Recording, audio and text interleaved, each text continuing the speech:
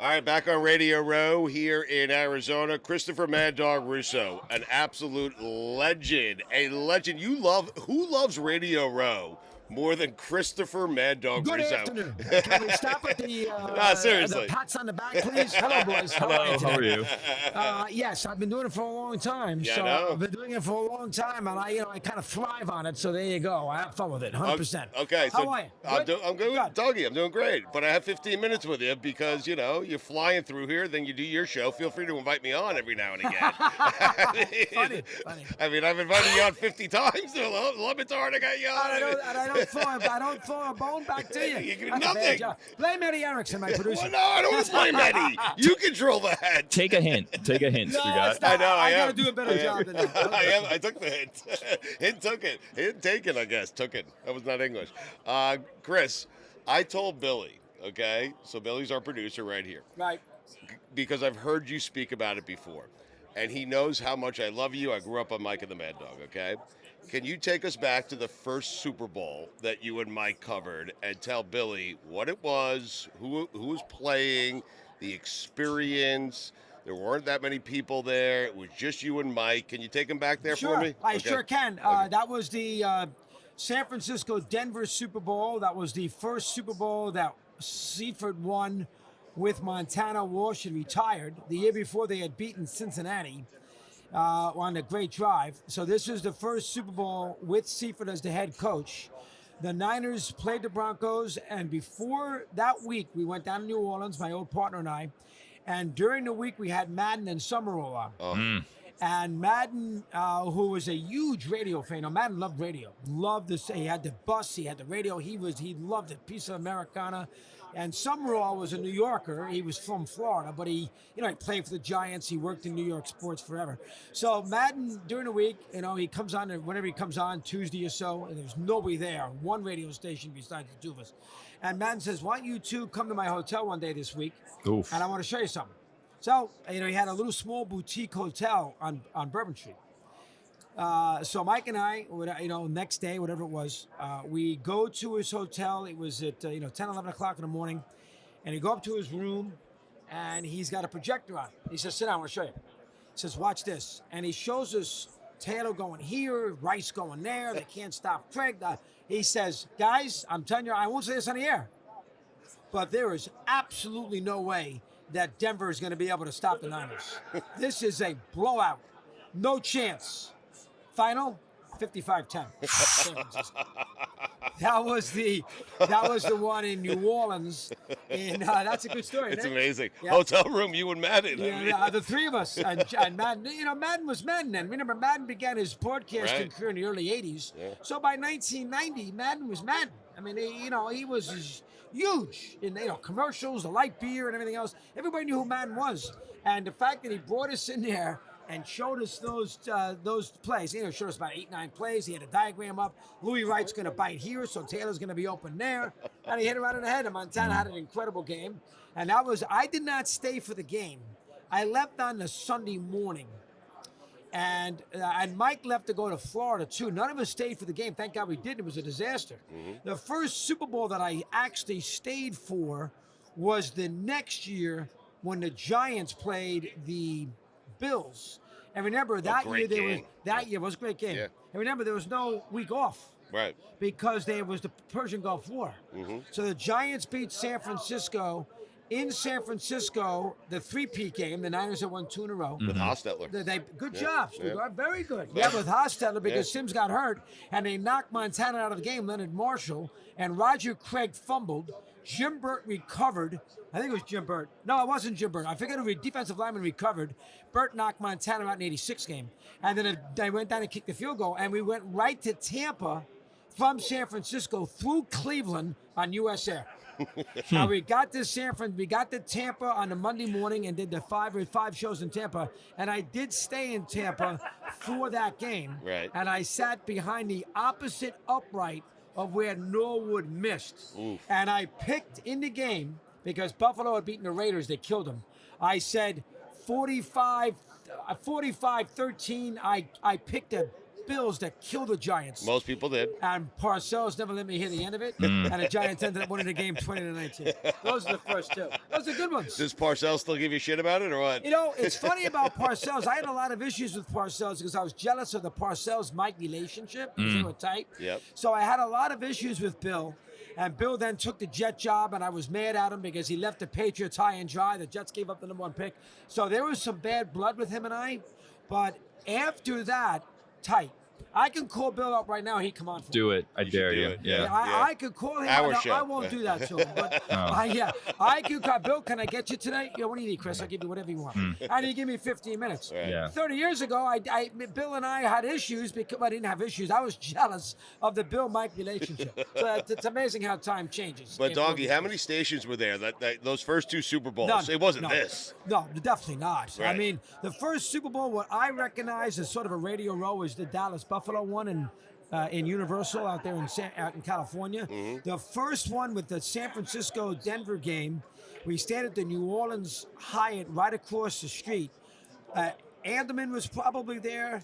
Eskin was probably there. There was nobody at that game. Right. And you'd be amazed. I mean, now you can't move. But the first one where I noticed that there was some movement for Super Bowls and Radio Row was the first one between the Bills and the Cowboys, 52-17 down. So you were there for the Whitney Houston national anthem. Yes, it was. That was that one at the Sombrero in Tampa. And the funny thing is, not many times have I noticed where teams, during the week were in trouble. There's 2 times I noticed it.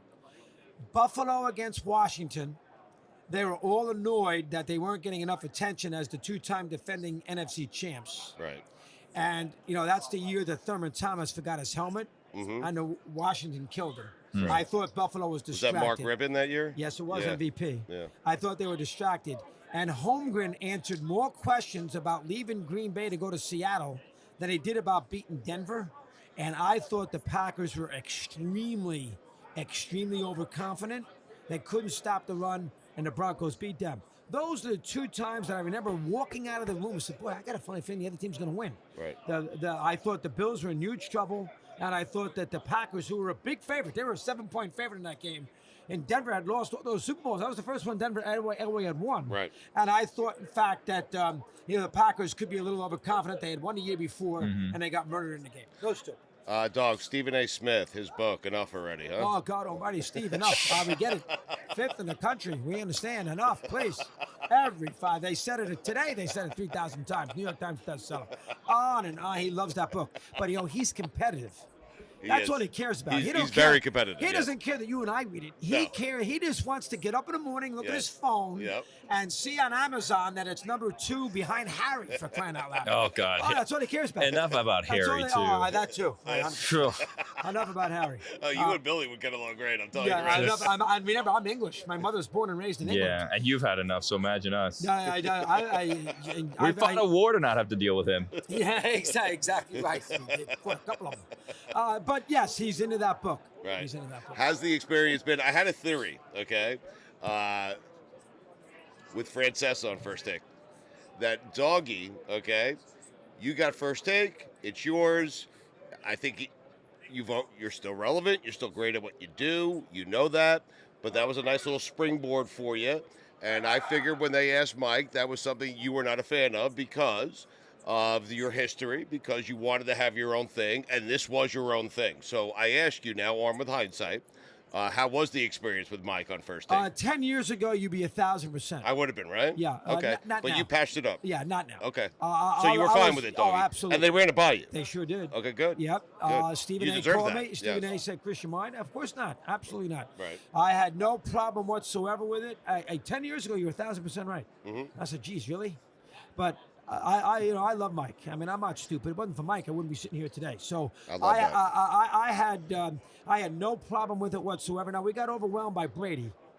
because he retired at 8 o'clock in the morning. We were on at 10. Right. I honestly think that he did that to steal the spotlight from you guys. I don't think Brady cares that much, but Yeah. thanks for the thought, Bill. Thanks for the thought. I'm not that important. So you had to change the whole game plan, Yeah, right? we did. Because I've done that show. You're sitting there with Chuck and Stephen Ice hiding his takes. He doesn't want anyone to know, okay? It's like... Well, I give Stephen A. credit because he let Mike shine. You know, that was Stephen A.'s call. Stephen A. runs that show. Yes. And Stephen A. let Mike shine. He had no other guests on, just me and Mike and myself. Mm-hmm. But Brady overwhelmed everybody. So, you know, that kind of changed the focus away from the radio into the Brady thing. But I had no problem with it, none whatsoever. And great for Mike. He had a hell of a, listen. And he had a lot of good things to say with the Montana Brady stuff and things like that. Hell of a take, by the way, that Brady's a compiler. That was interesting. That was Mike a said that. great take. And Montana, 11 touchdowns, no interceptions in the Super Bowl, and he would still take Montana in a big spot. I thought that was interesting, too. Yeah. Doggy, so would you consider working with Mike again? I do. I wonder that. I loved you guys so much, but I don't know. Has it been repaired that much where you would consider on a daily basis? I don't think Mike wants to do it every day. Really? Yeah. He's got a kid who's going to be a tight end at Hamilton. Who's a good football player. He's going to want to go to all the games. Yeah. I don't think Mike wants to go in there on a day in, day out basis or even on a weekly basis. He's got his podcast going. Right. I just don't think, and you're going to have to pay Mike. Mike's not doing it for nothing. Yeah, we know that. And in this economy, that's tricky too. So I don't think that will happen necessarily on an everyday, or even on a weekly basis, based on the circumstances and where Mike is in his life right now. Yep. But I would not be averse to it, but I don't think it's going to happen. We'll get you out of here on this note. How many Springsteen shows do you plan on seeing this tour? How was he? Do we have an update from last night in Miami? I do not have an update for you. I don't. Anybody? He did one of those very small venues, Hard Rock Live, about 8,000 people. 8,000. Yeah. I don't. I will see. The problem that I have in the New York area is he's coming up into the R area right around the NCAA tournament. Right. For instance, he's at Madison Square Garden the day of the Final Four. I know. And he's at the championship game Monday night. He's at Barclays. I can't go to those two. Right. But I will see him 4 or 5 times on this. I was thinking about going to Europe to see him. Yep. I won't now, but I'll see him 4 or 5 times. I mean, I couldn't go Tampa, Atlanta, Orlando, Miami. It's a major property. You got to take 2 days off and everything else. I was thinking about going Tuesday, March 14th. Mm-hmm. It's in Albany. But I got to get up the next morning at the crack of dawn and do first take. It's like he doesn't give a shit about your schedule. Yeah, he doesn't care. You should plan this thing around Dog's schedule. I got to make sure I do it Selfish. properly. Yeah. We can't be in New York around the Final Four because Chris can't go. I don't think Bruce is too concerned. I totally agree. Dog, have you met Bruce? Yes. Yeah? A couple times. Yeah. What was the first time like? I met him 3 times. You were nervous, right, the first time? The first time I met him was at the Asbury Park Convention Center when he was doing a warm-up.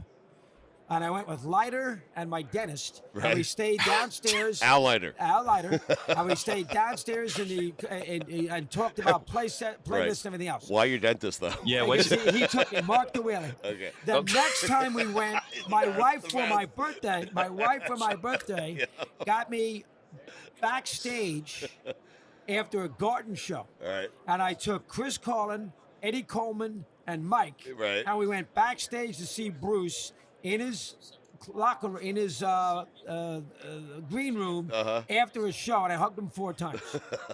And then the third time I saw him, he did the Super Bowl in 2008 in Tampa, and I was at Sirius then, so they put a separate room in, and I got Bruce on during the show.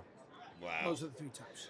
Doggy, we love you. By the way, Carlin texted me. He said, "You see Dog?" And then I said, "Yes." He said, "Did you see Chris Visser?" And I said, "Yes." And I said, "I actually saw Doggy pat him on the fanny and say, little Larry Centers," something like that. Yeah, because Visser and he's good with the contest. I know. And he went to Rollins. I know. Yes. So did I. So there you have it. You guys do a great job. I have to invite you over. I would love to come over. Why don't you promote? Come over where? So you promote it, Doggy. Sirius Radio. Yeah, Sirius XM. They told me you're promoting it, Dog. Mike and Amanda. Mad Dog Unleashed. I have to get you over there one day. I will do that. I would love it. Bill, you're good too. You're peppy. Thank you. You got to make sure you're on top of it with him. Yeah. That's a good job. Yeah. Thank you. Doggy, you're the best. You're the best. You're the best. You're the man. Say hello to Danny. I'd like to have Danny here today. Where is he? Danny! Listen. Where'd he go? I love him, though. You know that. We have Super Bowls in Miami. LeBatard, he comes here. We love you, Dog. I'll see you later. Okay. All right, we always love having our buddy Matthew Berry on. Used to work with us over at ESPN. He has now left ESPN. He's promoting a fantasy football happy hour on NBC Peacock. How are you, buddy? I'm good, brother. It's good to to see you. Good to be here. I'm you have your computer open in front of me. Yes.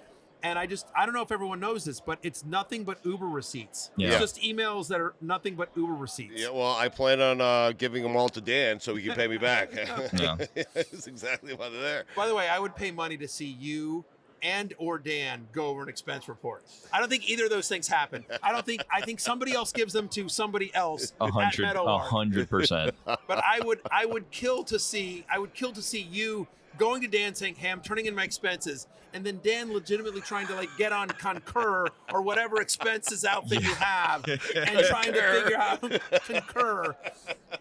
That you guys should just do an hour of radio on that. I've never submitted one, and I promise you, he's never looked at one, I'm sure. nor has he approved it. I mean, or at least to his sure. knowledge. Do you get sad this time of year? Like football? No. There's one game left. No. It's no, relief no. for you. Yeah, it's really light at the end of the tunnel. It's light at the end of the tunnel. It's been a great season, long season. It'll be here before you know it. The truth is that with the NFL, there's at least for me, there's no off season, right? I will get out of the Super Bowl. There's a fantasy and sports betting conference that I'm speaking at next week, and then I think I get a week or two off, and then the combine.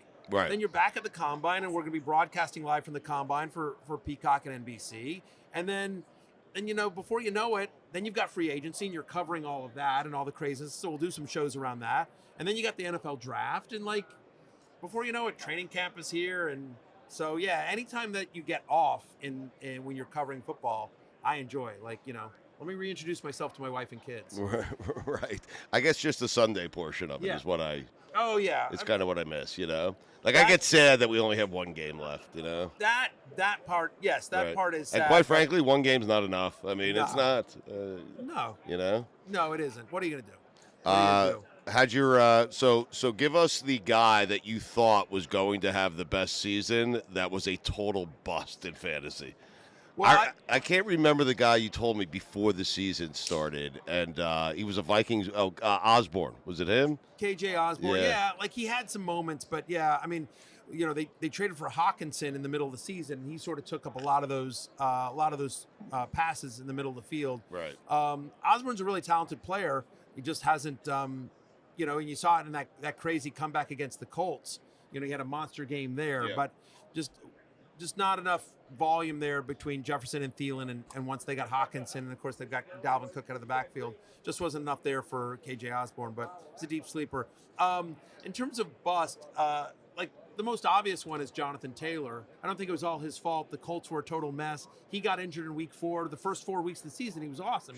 Jonathan Taylor, but a guy that was the consensus number 1 pick overall, finished the year, I think, is running back 33 and running back 17 on a points per game basis, which isn't great. But when you have an option to pick anyone in the draft, and you go with a guy that you're not looking for running back 17 on a points per game basis, he's going to miss multiple times. It's got to be a lock, that first pick. Got to be a lock. It's got to be a lock. Have you ever thought about expanding outside of football? No. Why? Because I'm contracting actually. When I started my career, I was doing fantasy basketball, fantasy baseball, and fantasy football. And over the years, I contracted. I got rid of basketball and then eventually baseball. It's for a couple of reasons. Number one is just time.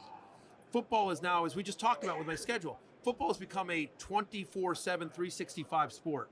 In order, again, when I was covering fantasy baseball, I couldn't go to the combine. I couldn't make contact. Baseball's very time consuming from a fantasy standpoint. Baseball and basketball, because you have 82 games, you have 162 games.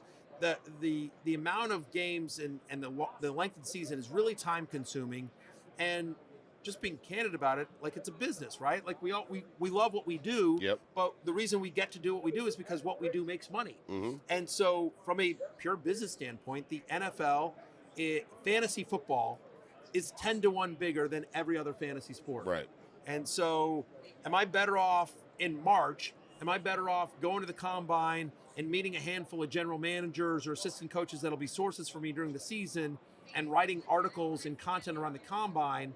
Or am I better off grinding, ratio and K curve percentage. And Makes sense. Yeah. Right. And the answer is I'm not, because the audience for my fantasy baseball analysis is, whatever, a tenth of my fantasy football audience. Mm-hmm. That's fair. If that. Yeah. So one of the last times you were on with us, you told us you were on your way to Jay-Z's fantasy football draft. Yes. Jay-Z plays a role in the halftime show. Rihanna's going to be performing the halftime show. I'm assuming Jay-Z might be in town for the halftime show. Do you hit up Jay, say like, hey, what are you doing tonight? It's Thursday before the Super Bowl. Let's hang. Any of that stuff? I mean, I could. Yeah. And the result would be the same as if I didn't. Right. But you love saying that you could. I don't know that the result would be that, you never know until you try. Here's what it means. What it means is that, would I be out partying with Jay-Z? No. The result would be the same. I will say this though. He doesn't, I don't want to speak for him. But he's not the guy that's going to be, out at a big party or anything like that. Like I'm sure he'll have like dinner with a couple of close friends and, have a drink or two or something like that. I will say though, one of the best Super Bowl experiences of my life is, in Miami, when the Super Bowl was in Miami, there was a Fanatics party. So Fanatics does a great party every single year, Saturday during the day. It's a Saturday day party. Yeah. And because it was a party during the day, I was able to get my kids in. So I have 2 teenage boys that I brought with me to the Super Bowl. My wife and one was 19, one was 18. And so we go to the party, and at the party, and Jay walks in, and I didn't know he was going to be there. And so Jay walks into the party, and him and Michael Rubin are close, and so that makes sense. And of course, wherever Jay walks, he immediately gets swarmed by paparazzi and everything like that. So he gets swarmed. But with him are Juan Perez, who's the president of Rock Nation Sports, and Mike Kaiser, who's the president of Atlantic Records, and 2 guys that are also in the league, 2 of Jay's best friends, guys that I've known as well, friends of mine, everything like that. And so I'm like, Juan, Kais, and they look over and like, Barry. And so they motion me over. And so Jay gets shown into the super secret, VIP section, right? That, I have no business being in. Right. And Jay and Juan and Kaiser with him. And so they sort of waved me over. And as I'm walking in and I'm like, can I bring my kids? No, you forget the family. No. You bailed on him, Barry. No. And so, no. And so they wave him in too. And security looks at Jay like is this guy for real? Part of your entourage too? No, Jay to his credit, gives me the wave and come on in, come with us. And so we spent the whole party, with Jay, with Juan, with Mike Kaiser, and just an insane assortment of celebrities. I think what I'd like to try to do and explore with you, and we could talk it out over time, sure, is next year when you go to this draft, if we could figure out a way, okay, where me and Billy could just kind of join you. The answer is no. Room, okay? Listen, if the answer's no, the answer's no. See, this is... I'm just asking for an exploration. This is exactly what he doesn't do with Jay-Z and why they're on good terms. But this is what I do with my friends, and I'm still on good terms with them. So the answer's not no. Wow. The answer is hell no.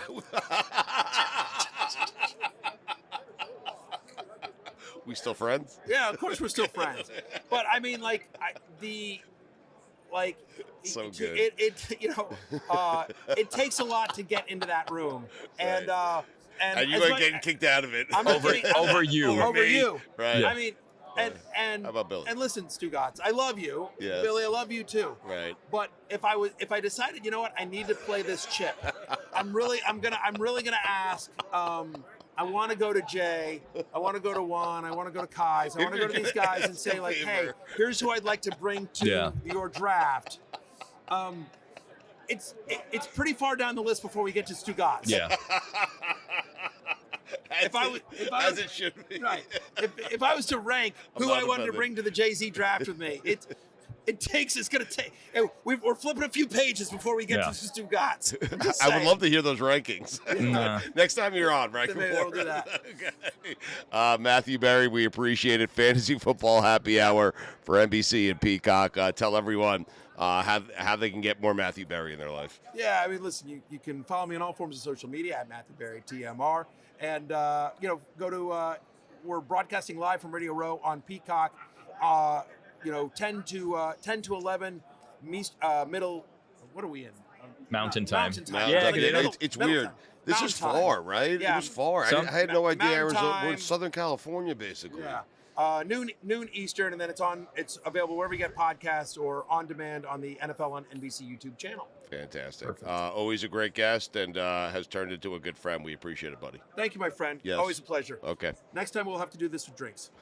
That's right. You're supposed to Right, be we're drunk. supposed to do it. We're supposed Yeah, to do but drunken in fantasy football. season fantasy advice drunk. Yes. Right. Okay. We'll do that. We'll get on that.